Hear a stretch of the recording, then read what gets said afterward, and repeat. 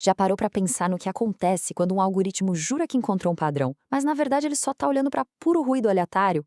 Pois é, essa é exatamente a tensão central que a gente vai investigar na nossa análise de hoje.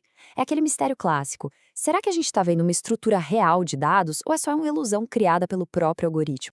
Sejam muito bem-vindos a mais uma exploração do nosso material. Hoje a gente vai dar um mergulho profundo na epistemologia da aprendizagem de máquina. E olha, para ficar mais fácil, pensa no algoritmo não como um oráculo perfeito que sabe de tudo, mas como um detetive. Um detetive tentando navegar por um mar de dados totalmente caóticos. O nosso objetivo aqui é entender passo a passo como esse detetive trabalha para achar aquelas pistas de estruturas valiosas que estão ali escondidas no meio de tanta complexidade.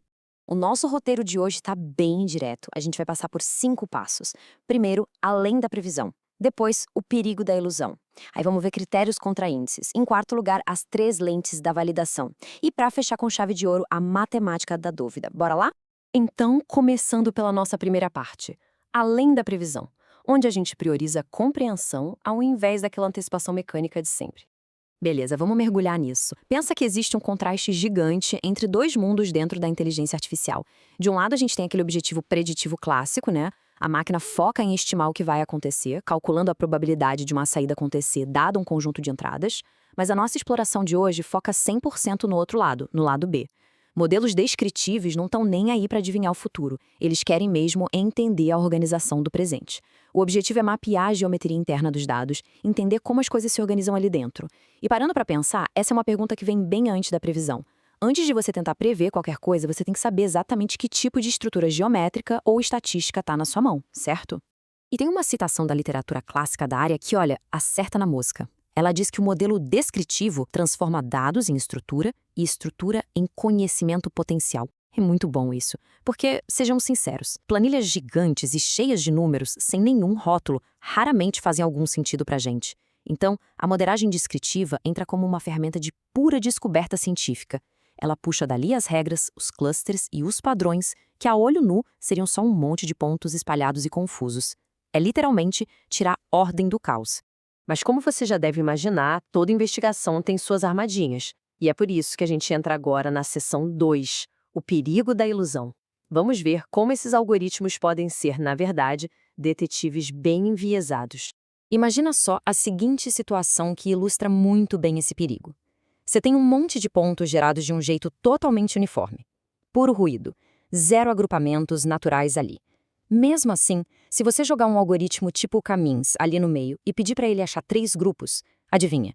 Ele vai fatiar esse ruído em 3 clusters perfeitinhos. Por quê? Porque ele foi programado para fazer exatamente isso, minimizar variâncias em grupos esféricos. O perigo real aqui é que o método simplesmente enfia a regra geométrica dele goela abaixo dos dados. Ou seja, ver um grupinho bonitinho na tela do computador não significa de jeito nenhum que aquilo existe de verdade na vida real. Pode ser só uma miragem. E é justamente por causa desse risco gigante que a etapa de validação não é opcional, ela é absolutamente inegociável. Pensa na validação como se fosse um tribunal científico super rigoroso. Ela vai julgar aquelas pistas que o nosso detetive algorítmico trouxe. Como a gente pode ver aí, é a validação que impede a gente de criar estruturas artificiais, é ela que testa se o modelo aguenta firme quando tem ruído e garante que aquilo que a gente achou faz algum sentido semântico de verdade. Assim a gente foge daquele temido sobreajuste overfitting. Sem essa etapa, o agrupamento que você achou não passa de um truque de mágica técnico. Então, vamos em frente para a nossa seção 3, critérios contra índices, onde a gente vai entender, na prática, como essa validação toda se organiza. Olha, se a gente não quer cair em armadilhas bobas de análise, a gente precisa muito separar 2 coisas aqui. Primeiro, o critério de validação. Ele é a lógica, a nossa estratégia metodológica. É ele quem dita as regras do jogo e define o que faz uma estrutura ser válida dentro daquele seu problema específico. Segundo, o índice de validação. O índice é, bom, só estatística, só um número, a equaçãozinha que mede essa validade. E eu te digo, confundir a ferramenta de medição com o propósito de toda a análise é um erro fatal na ciência de dados. Para clarear tudo, vamos pensar num paralelo bem simples. De um lado, a gente tem o critério de validação, que seria sua hipótese científica num laboratório. Ele diz exatamente qual é o fenômeno que você está testando. Do outro lado, a gente tem o índice, que funciona literalmente como um termômetro. É só um instrumento. O termômetro em si não é a teoria científica de por que você está com febre, ele só cospe um número para você. E o número que um índice te dá não tem sentido nenhum, contexto zero, se ele não te der ligado a um critério metodológico forte que emoldure o problema. Faz sentido, né? Seguindo a nossa rota, chegamos na seção 4, as 3 lentes da validação. Afinal, como é que a gente inspeciona esses agrupamentos que encontramos? Bom, para avaliar se a estrutura é boa mesmo, a gente usa 3 grandes lentes ou abordagens. Temos a validação interna, que olha puramente para a geometria dos dados. Temos a validação externa, que traz uma referência independente de fora.